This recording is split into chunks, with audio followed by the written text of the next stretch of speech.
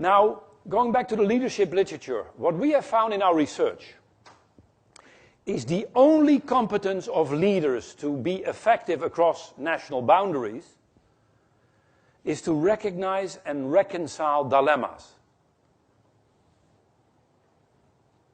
You want another word for that? Is to take advantage of diversity. In fact, if you look at the books and you look at the list of competences leaders need, it's so culturally biased. In this country, it's courage. In Germany, it's caution. Right? And you know that in practice. Now, is this fine in America? Yeah, have courage, because this country is great in learning from mistakes. So courage doesn't matter. You make mistakes, you repair it. Next problem. Right? And Tom Peters once called this is the culture of shoot, shoot, shoot, aim.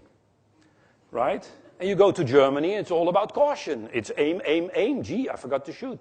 Yeah? Now, is one better than the other? No, it's fine. But if Germans work together with Americans, it becomes troublesome. Which books to read? What we found is that as a leader, if you can combine differences, you're in great shape. Let me give you 2 examples. We interviewed the Americans about the Germans. And they said, Germans, it's awful. We are brainstorming at the table, and we Americans, we feel the Germans don't brainstorm. Do they have brains, was the real question, right? Then we interviewed the Germans and said, yeah, Americans, there's a lot of storm, but hardly any brain, you know? They put anything on the table, and they don't think it through. Okay, now what do? Another thing is, yeah, Americans, they continuously tap us on the shoulder how good we are. And we are not second-hand salesperson of cars. Or second-hand car salesperson. So they don't have to tap us on the shoulder. Then we interviewed the Americans about the Germans. The Germans, they never show emotions, only when it's negative. They always have 5 reasons why it's not good. Yeah?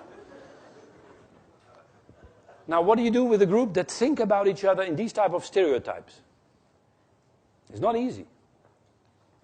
Now, we did some stuff, and the whole process was called systematic experimentation. The Germans, very systematic. The Americans love to experiment. If you combine the 2, you're in great shape. And that's what these leaders do. By the way, the leader over there was an American who had a great sense for cultural differences. And so let me give you one example on a very practical level. The Americans love to brainstorm because they are not so much attached to their own brain. The brain is chunked into pieces, next brain, no problem. Germans, the brain is theirs. The idea is theirs. And if you criticize the idea, you criticize the German. Now, what do? So what we said is very simple, because language was another problem. We said, if there is a brainstorm, we keep the Germans together. In German, they can brainstorm. It showed also respect for their language, right? And the Americans do the same. Then the 2, let's say, heads of the 2 teams present what came out of the brainstorms. And the beauty is that language was overcome, and secondly, the ideas were depersonalized. And suddenly it worked.